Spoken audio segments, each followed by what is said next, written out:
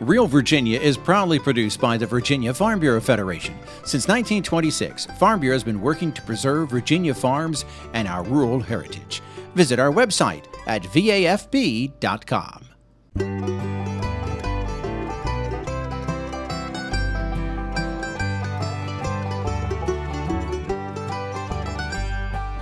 Home will always be Virginia, between the Blue Ridge and Chesterfield Bay, Atlantic to Appalachia, home in my heart always. Hello everyone and welcome to Real Virginia, a show about Virginia agriculture and the people who produce all of the wonderful products we enjoy, brought to you by the Virginia Farm Bureau. Farming and good nutrition are tightly linked. Last month, UVA medical students and nutritionists visited several Central Virginia farms and talked about local foods. Sweet potatoes are a great fall crop here in the Old Dominion for both farmers and home gardeners. And we'll see how agriculture continues to thrive in a large suburban county adjacent to Virginia's capital city. Welcome back, everyone. We're coming to you today from Suits Us Farm in Chesterfield County, and horse farms like this one are just a few of the agricultural operations that continue to thrive in this busy community. We'll have more about that later on in our show. But first, we're going to take a look inside a very unique farm-to-table opportunity where both medical and nutrition students from University of Virginia were able to sit down and talk with local farmers about healthy eating. More than 50 medical, nutrition, and nursing students from the University of Virginia toured Charlottesville area farms and enjoyed local foods at a farm-to-table educational event last month. While giving students a chance to learn how local foods are produced was an important aspect of the tour, the real lesson was that even healthcare professionals are confused about accurate nutritional advice. We live in a country that is obsessed with food. We eat a lot of it. We talk a lot about it. We watch a lot about it on television. We are constantly reading about it. But unfortunately, this din, this cacophony of messages about food, about nutrition, about health, often has the effect of making people confused, uncertain, and sometimes we just give up. So it's particularly important that we train nutrition professionals who can not only wade through all of these messages themselves, but can translate this in clear and simple ways to their patients, to their clients, to Americans more generally. Students toured a local organic produce farm, a UVA education garden plot, and soybean fields at Morven Farm. They talked with growers about what it takes to successfully bring foods to consumers. They also heard about the challenges facing soybean growers and fruit producers. To have those farmers available to us to ask questions to show their compassion for what they do really does translate to us clinicians who are super passionate about what we do. Future medical professionals learning about farming was one aspect of the tour. However, a lack of clear and accurate nutritional advice was the other side of the coin. Medical professionals are considered top sources of good nutrition advice based on public opinion polls, but most are as confused as the mainstream public. But there are helpful websites. Social media will not necessarily tell you what's healthy. There are definitely different sort of websites that are true and trusted, like the USDA. My Plate is an excellent resource. So is the American Heart Association. There's also eatright.org, which is the American Dietetic Association. Those are your trusted sources. If you just plug in as key search words, food, eating healthy, organics, you're going to get a lot of hits, and that some of it is not going to be credible information from individuals who are well trained. And I was actually talking to some people during dinner about how nutrition is such an important part of all of our lives, and as physicians and nurses, a big part of our job is to educate our patients on nutrition, but in my 4 years of education, I will have absolutely zero nutritional training. It's really important not just to find ways to teach the teachers about food and nutrition, but to do something so basic as getting them out onto a farm and letting them talk to and hear from farmers. What we know is that most Americans, most of the time, take their food for granted. It's everywhere, and yet most of us don't really understand where it comes from, who produced it, who grew it, how it got to them. And a real appreciation of the role of food in our lives requires us, every once in a while, to meet a farmer. The tour, meal, and panel discussion on how to give patients sound nutritional advice was sponsored by the Virginia Farm Bureau Federation and the University of Virginia. The objective was to build bridges between farmers and medical professionals who all share the same goal of healthy eating habits for everyone. Much like the current consumer confusion over nutrition advice, there's a lot of public confusion about modern farming practices. While older Americans still tend to trust authorities such as the USDA and scientists, younger consumers are much more skeptical and want to learn more about farming practices themselves. Local food producers get a chance to directly share how they raise their products, which gives them a marketing advantage with younger clients. But plenty of conventional livestock and crop producers are also ready to share their story with today's consumers. Look for their blogs and social media posts and talk to them yourself. Hi, today we're going to be talking about growing sweet potatoes from the ground up. Please stay tuned. Farm Bureau is the insurance provider of choice for farmers. But did you know all Virginians can benefit? In fact, most of our members are not farmers. As a member, you are supporting worthy causes like local Virginia food banks and the Ag in the Classroom program.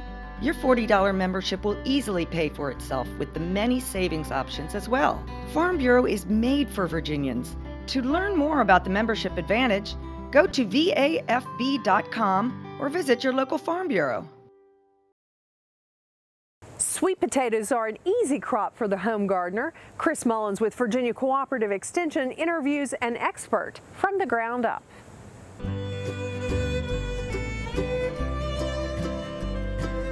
Hi and welcome. Today we're at the Fauquier Education Farm and we're here with Mr. Jim Hankins, the Executive Director of the farm. Jim, thank you for letting us come out today and visit the farm. We always appreciate coming out here. You have got a wonderful planting of sweet potatoes. That's what we wanted to talk about today. Yep. Can sweet potatoes be a good crop maybe for the home gardener? Absolutely. You know, sweet potatoes are incredibly nutritious. They're really easy to grow if you just learn just a few basic things. One, it's a very warm season crop. I don't ever plant sweet potatoes until after Memorial Day.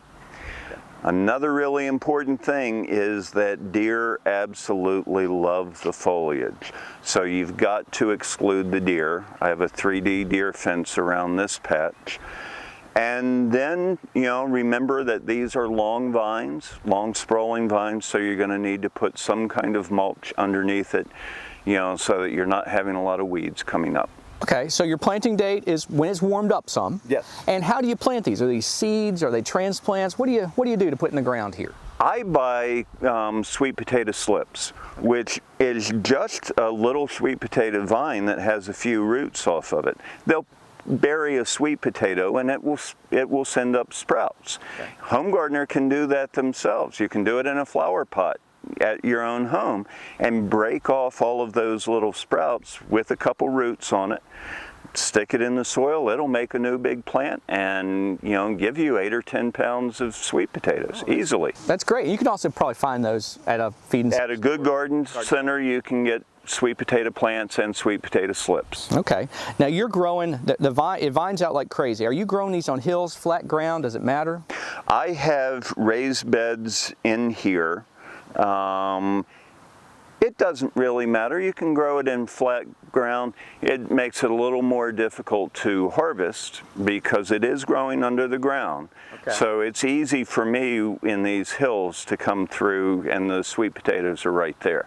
Okay, that makes sense. Do you irrigate these? Do you see a need? Oh, absolutely. They are both heavy feeders. They're going to want, plenty of nutrition, plenty of compost or some fertilizer, and they're going to need to be watered if it is dry. On those dry spells, you'll see these leaves will wilt. So. Okay. Then when it's time to harvest, and you're harvesting when? Sometime in the fall? These will sit here until late September. As long as the foliage is nice and green, then they're still storing sugars in those sweet potatoes. So, a lot of folks will wait until the first frost will actually blacken the plants. It, will wilt them back some. But late summer, very late summer, early fall is when you harvest. And whatever you can do to get some of this vine growth off the ground or away from the ground. It's a big job. Before we harvest, we cut all of the vines and haul them off to a compost pile.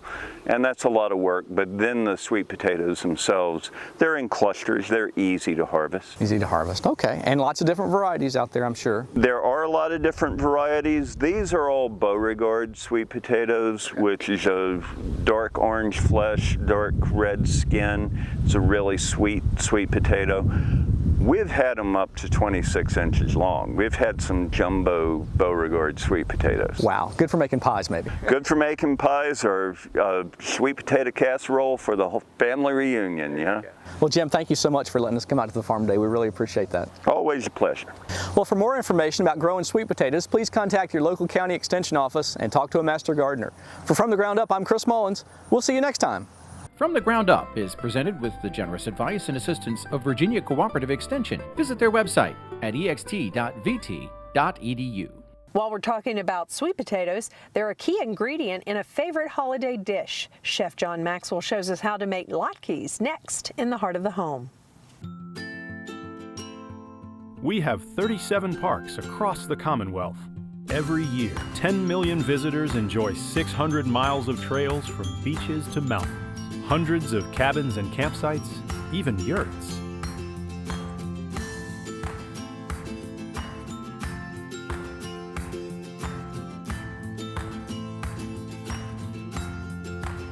We are Virginia State Parks. The holidays are a perfect time to enjoy sweet treats. Today, Chef John Maxwell shows us how to make sweet potato latkes in the heart of the home.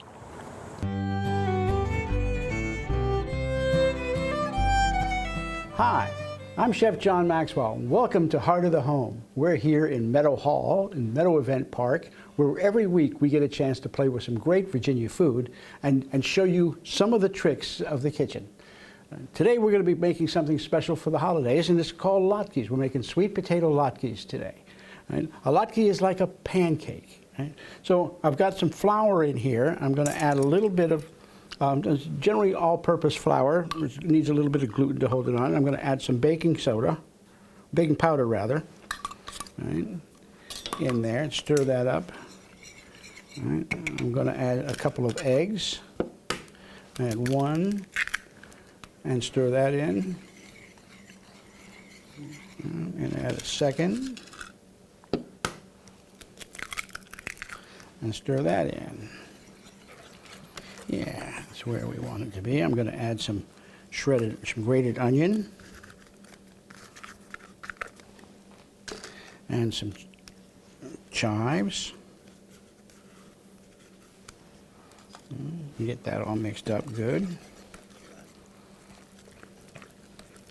Let that sit for just a second while I get my pan together with the oil. I'm going to add some olive oil. Let that get hot. While that's getting hot,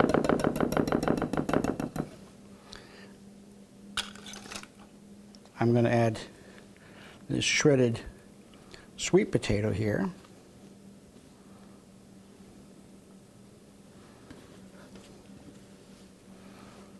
Don't want it to be too lacy, want it to be coated, want all of the sweet potato to have some of that batter attached. This is not a science project, so if you have a little more batter or a little less batter, that's okay. So that's gotten hot. So I'm going to add some of this to the pan.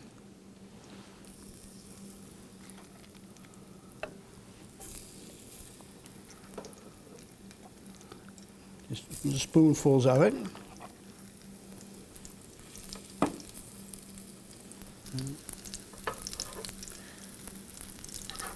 You just want these to brown on each side. They're going to puff just a little bit from the baking powder. So this is going to look nice. Get these turned over. Cook them on the other side.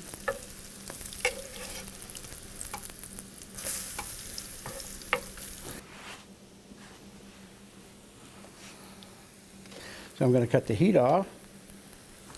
And so put these down on this platter.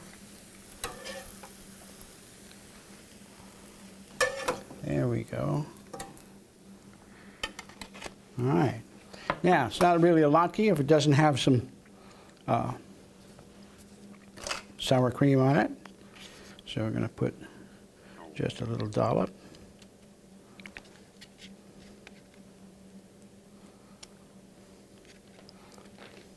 On each one of these. Now, if you're serving these at home, you might want to leave the sour cream off, put it on the side as a bowl. Right. So let people decide how much of what they want to put on. Top of a little green onion. And there we go. This is either a good appetizer item or it's a really good side dish for a dinner in November. So join us next week on Heart of the Home, where we get to play with great Virginia food. Recipes from the Heart of the Home can be found on the Virginia Farm Bureau website at vafb.com, as well as on Chef Maxwell's website at chefjohnmaxwell.com.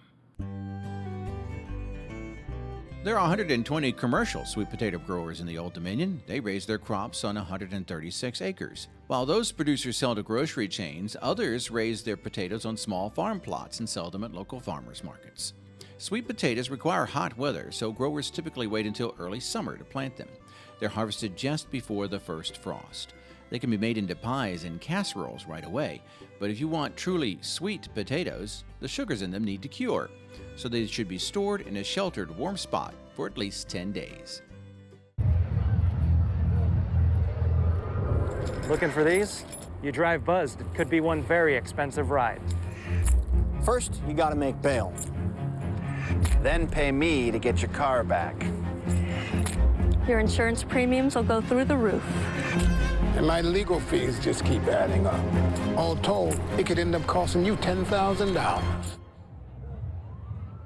Buzzed, busted, and broke. Because buzz driving is drunk driving.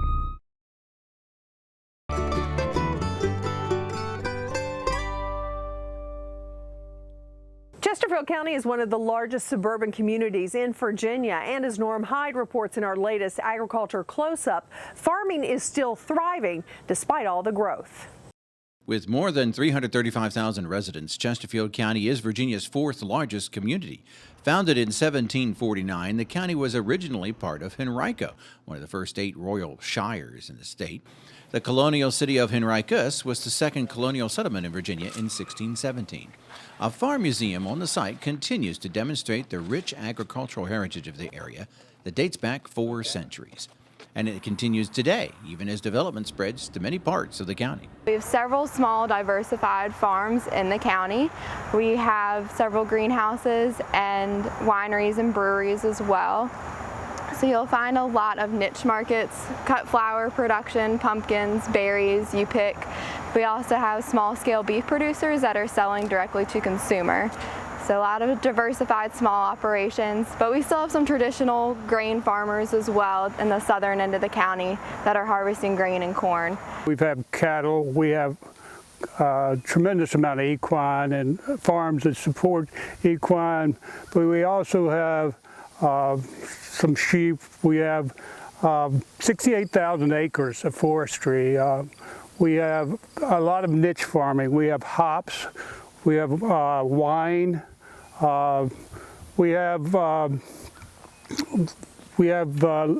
people that are getting into buy fresh, buy local. There are 197 active farms in Chesterfield County covering almost 20,000 acres.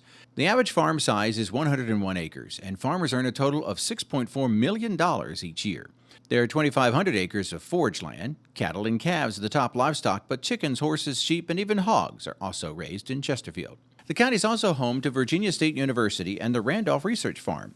Here, scientists share their studies and information about aquaculture, greenhouse, small ruminants, and specialty crops like cut flowers, hops, and small fruits and vegetables. Over the past 4 years, VSU has also developed a robust urban agriculture program that ties in perfectly with Chesterfield County residents. We provide assistance kind of in 3 main areas, the one being the Urban Agriculture Certificate Program. It's in its 3rd year. It's offered in the spring and the fall, and more information about that can be found on our website. We also have our Urban Agriculture Demonstration Plot here at Randolph Farm. All sorts of things that people can do in their backyard or community garden can get started in Chesterfield or throughout the state. Lastly, we provide technical assistance to individuals, but largely to organizations, nonprofit and otherwise, who are looking to start a community garden. Chesterfield County Cooperative Extension also has a unique plant and pest pathology laboratory that's open to all Virginians. It's the only extension testing lab in the state outside of Virginia Tech. If you're having plant or insect problems, you can bring your samples right to the lab instead of sending them off to be analyzed. The service is already paid for through Chesterfield County and state tax dollars. Well, we prefer the face-to-face where we can actually sit there and talk to the client, just like a small-scale operation in a hospital. They bring their patient in, we diagnose it, and they walk out with a prescription. Chesterfield County has been one of the fastest-growing counties in the state for decades, and there's been plenty of change in the farm community. But there are still many skilled farmers who raise crops and livestock and are taking advantage of being close to an urban area to find a niche market. When I came to Chesterfield in 1980, I was a poultry farm producer. There's no poultry farms in Chesterfield County. At one time, Chesterfield County was the largest dairy county in the state. There's no dairy cows in Chesterfield. We have the population to feed. The millennial population are all into buy fresh, buy local. We're now up to about 30 horses on the farm. Used to be a tobacco acreage, and we did some other type of vegetables and different types of crops years ago, but I have to say horse boarding, providing a service for our community, and also it's a steady income for the farm, which you don't have to worry about weather, you don't have to worry about a lot of different things that goes and would go with a regular farm that producing crops. Perhaps the most visible symbol of farming in Chesterfield County is the Chesterfield Berry Farm, which was a pioneer in agritourism decades ago. Selling farm products directly to the consumer allows growers to capture more profits, as well as building community support for farming. I think the farming community in Chesterfield is optimistic about their future. A lot of them have diversified or taken advantage of urban citizens who want to be connected to the farm, and they're adding in some of that agritourism. But the county's also worked really hard to include rural areas in the long-term land use plan. The smaller plots, people owning, maybe 2, 3, 4 acres that they just set aside for gardening, maybe a few like goats, that kind of thing. I think that's probably where it's going.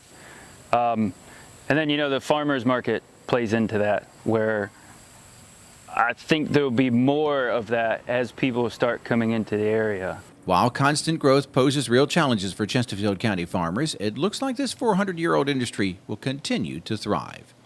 In Chesterfield County, Virginia, I'm Norm Hyde.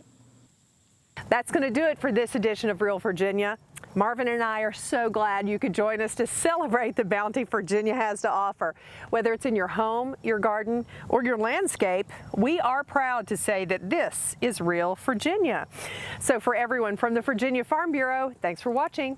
Make it a good week.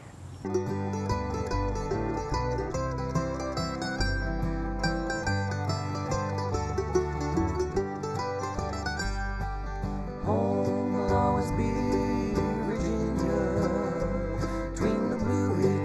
Chesterfield Bay.